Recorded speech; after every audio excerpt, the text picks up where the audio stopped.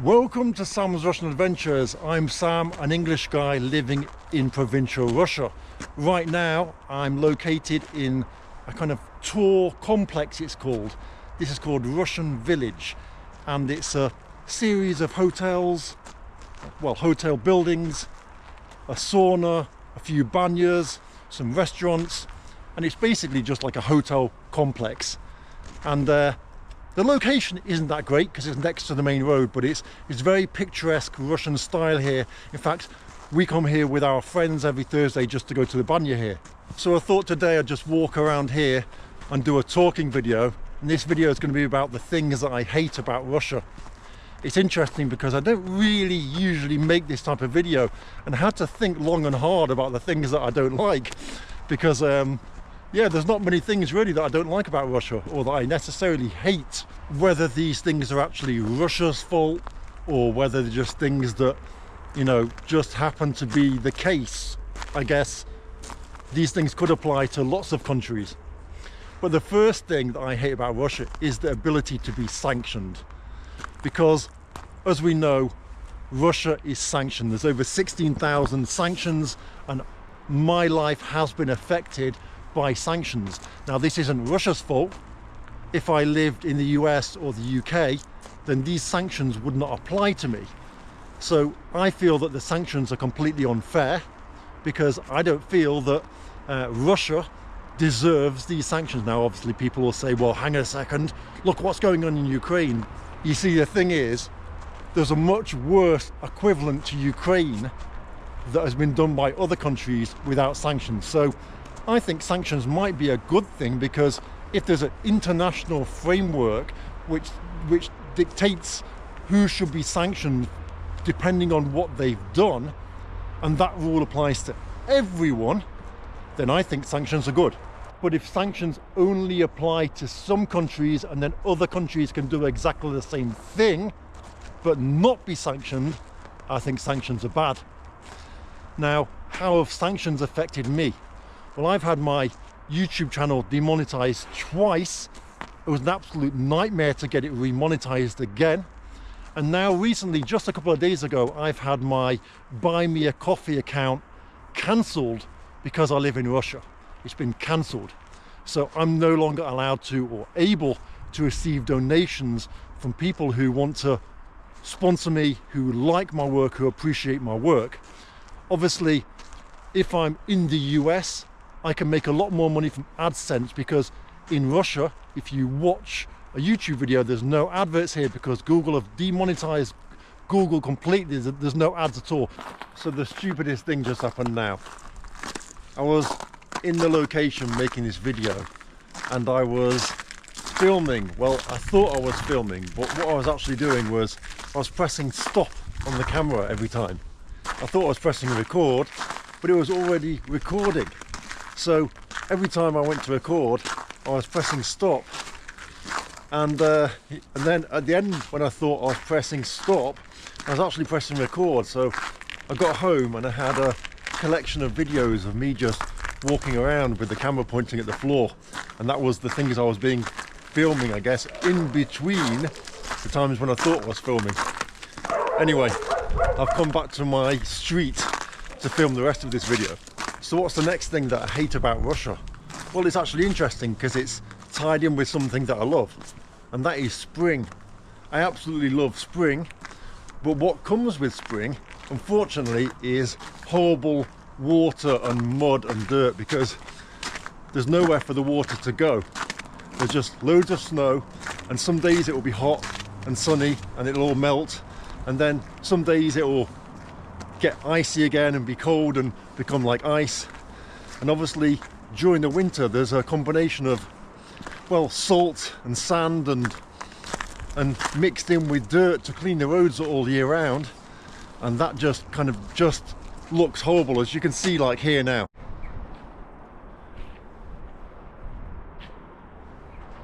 And the combination of ice, which is obviously slippy, and mud and dirt can lead to some awful situations where you fall over, and you don't simply fall over onto the ice and the snow, but you fall over into the dirt, into the puddle, into the water, and it's pretty horrible. And if you add to that that every time you go out in the car gets completely covered in dirt. So there's no free time at any of the car washes during the spring months. Like, everywhere is completely booked up. You have to call in advance to book a place because everyone's washing the car, because you constantly need to be washing your car.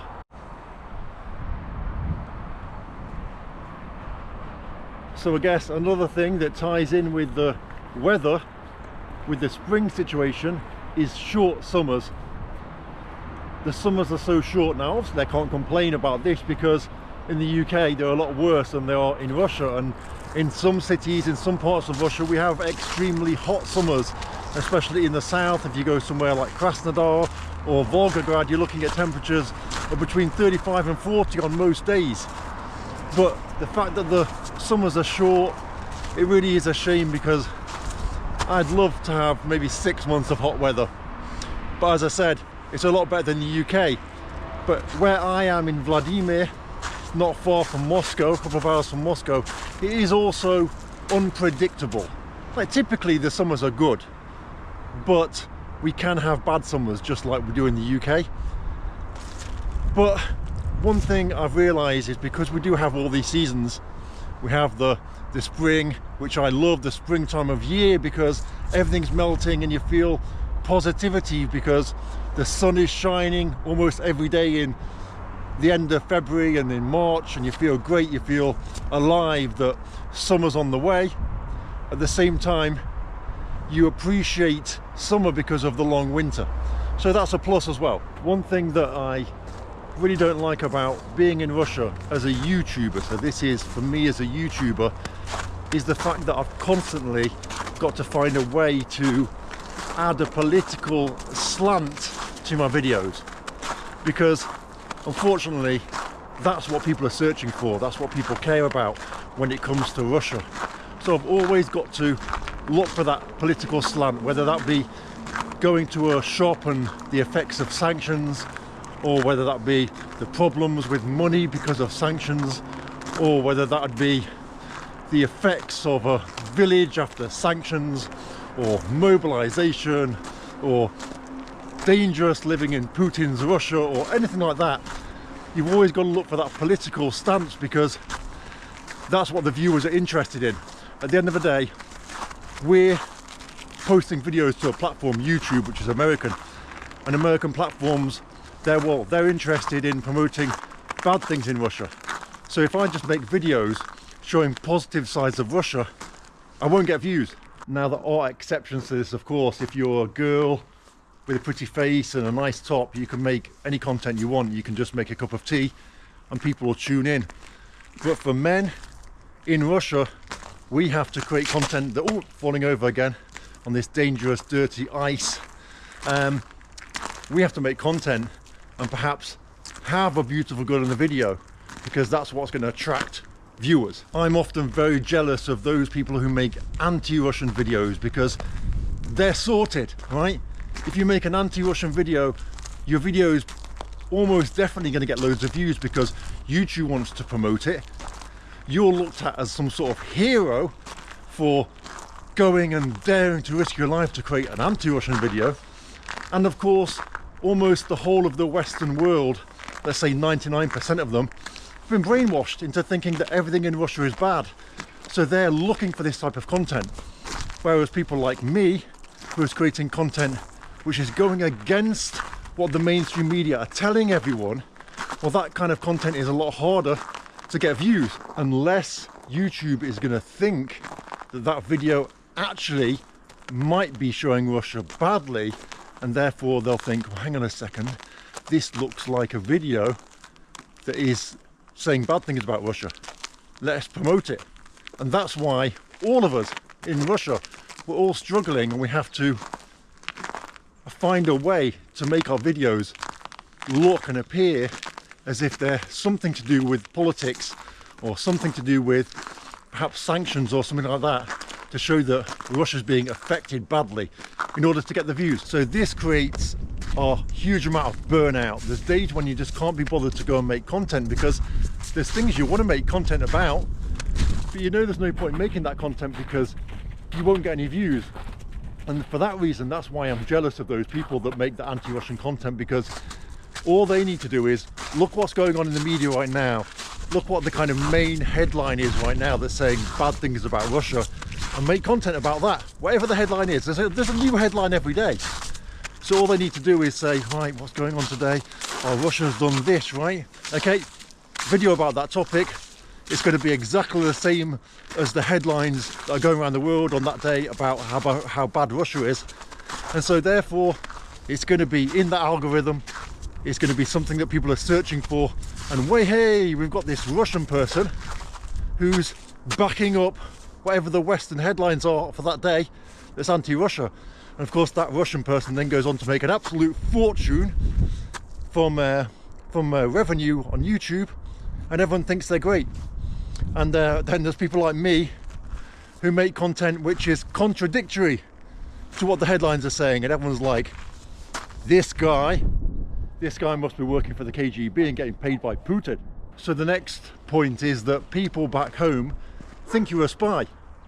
Friends and family, despite listening to what you tell them over a number of years, they refuse to accept any other alternative apart from what's shown on Western media. They go as far as stop speaking to you because Western media tells them so many bad things about Russia, and they're unable to even acknowledge that this might not be, one, true, or secondly, that they might have the same equivalent of that situation in their country. They refuse to acknowledge that, and then therefore so many people that I'm friends with back home end up not even speaking to me. They refuse to speak to me. They say, no, you've just been brainwashed by the propaganda. The TV has told me how it is there, so I'm not going to believe what you say, who lives there. I'm going to believe the TV. So here's another one, and it's an interesting point. Expat friends would probably not be your friends if you lived back home in your own country. You end up making friends with people that you probably wouldn't be friends with. You probably don't have a lot in common. The only thing you really have in common is the fact that you're both English speaking and live in Russia. And so therefore you become friends. Now, that's a good thing, right? Because you get to mix and mingle with other people from other cultures. But at the same time, you probably would not be their friend if you lived in the same country and it was like your home country. So you end up hanging around with people more out of necessity, right? And you get together with English speaking people because they understand the same types of things as you, because they're foreigners living in Russia. But at the same time, there is an awful lot of foreigners who have got no idea about Russia, and they've basically come here to Russia to find a wife, and they end up living in Russia. They stay here for 10, 15, 20 years, and I'll say to them, hey, do you fancy going to the banya? And they'll be like, what's the banya? Is that thing, that hot thing that Russians go to? Or, hey, do you fancy going for shashlik? And they'll be like, shashlik, is that some kind of barbecue thing? I think I've heard of that before. And you'll think, blimey, mate, you've been here for absolutely ages. How can you not know what these things are, what these Russian traditions are? And that's really, really weird when you meet such foreigners that have got no idea. And the reason they've got no idea is because they got married and then their wives do absolutely everything for them. And I made a video about this and actually got a lot of people writing to me and saying, Sam, I'm actually quite embarrassed, right? But it's true. I moved to Russia 15 years ago.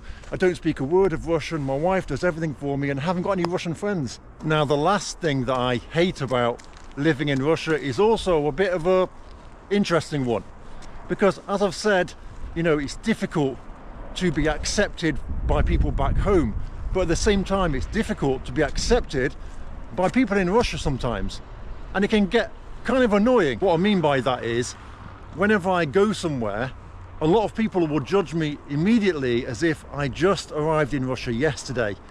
And while it's not necessarily their fault, it can be quite annoying for them to come up to me and say, oh, hello, where are you from? And I'll say, yeah, I'm from England, mate. And they'll say, oh, wow, do you know that this is in Russia, this is what we call this? And I'll be like, yeah, mate, yeah, I know, I've lived here a while, so yeah, completely, it's fine. And then you get the people at gatherings, I'll be maybe somewhere with my friends, and there'll be like me and 10 of my friends, and there'll be a new person there, and they'll come up to me and say, Sam, so this is Banya, so this is a room where people go to where it's like hot inside and there's steam. I'll be like, yeah mate, I understand, yeah, I've been here like loads of times, so it's fine, yeah, because I've lived here for a long time. And then they'll say, so Sam, right, this is barbecue, this is shashlik, do you know shashlik, right?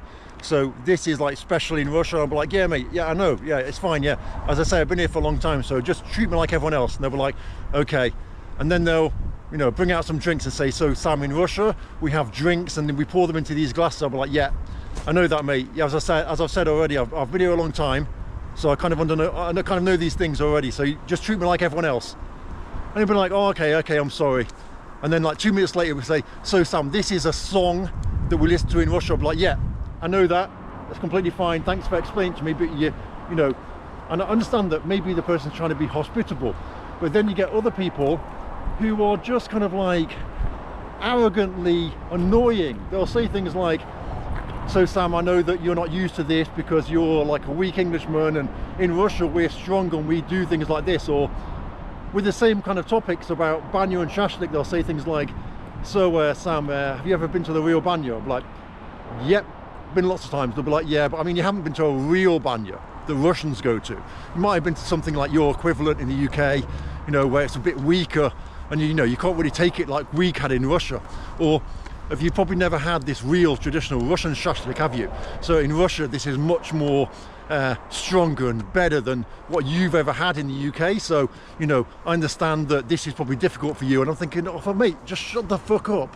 You know, it gets annoying being always kind of not picked on, but just being the one person that can't just relax where they are, and always the focus being on you about how you don't know what you're doing and they know better because they're Russian and you're not. And that is really, really, really annoying sometimes. And at the same time, you understand that people are being hospitable, but it can get really annoying because people will literally be like, almost see you there as some sort of competition, that they've got to like put you down in front of other people. I've had it in the past, like if we drank vodka, yeah, you can't drink like us. All right, mate, fine. What have I got to do? Have I got to now have a drinking competition with you to prove that I can drink as much as you can? And then I'll have situations where we're getting drunk and the person will fall asleep on the table. The next time I see them, they'll say, yeah, I was really tired that last time. And I think, if I fucking fell asleep on that table, you would not let me hear the end of it. You would tell everyone forever that I couldn't cope drinking the amount that you drink. And I don't know why that is, but that quite often happens. I feel like people are trying to prove that they're better, stronger, more knowledgeable, have better things, know more about things than me, because I'm a foreigner and they want to show that they're better than me. And I don't know why that is. So that's pretty much it for my list of things that I don't like about Russia. And a lot of those things are probably things that apply to every country and not just to Russia. I had to think long and hard, and I know people were expecting me to say the KGB spy on me, I'm constantly being followed by them. What are the other ones that are a bit crazy? I get followed by the police and beaten all the time or whatever. And then there's going to be loads of other people that say you don't know the real problems because you're a tourist and you don't really know what's happening there. Okay mate, calm down, stop watching that TV. So I was thinking, I really, really, really love living here, and I just want to make videos about what I love. And it's such a shame that we also need to make money, and that's probably the hardest thing. And we talk about that with fellow YouTubers all the time, that we want to make content about the stuff we love, but at the same time we need to make a living. So it's like a balancing act. We make a video about something that we love and don't get views, and then we make a video about shops under sanctions to pick up some views, some subscribers and some money. And I'd love to just have the luxury, more than anything, of just being able to make videos, make content about stuff that I like in Russia. But somehow we've got to eat as well, right? We can't make as much money as these people that criticize Russia who get crazy amounts of views. We have to somehow get some income into our bank account so that we can afford to keep making videos. So that's why we make the, you know, videos about sanctions or whatever. Anyway, hope you've enjoyed this video. It's a bit different to what I usually make. I'm going to go and make some videos about some stuff that I like, and hopefully you'll watch those as well.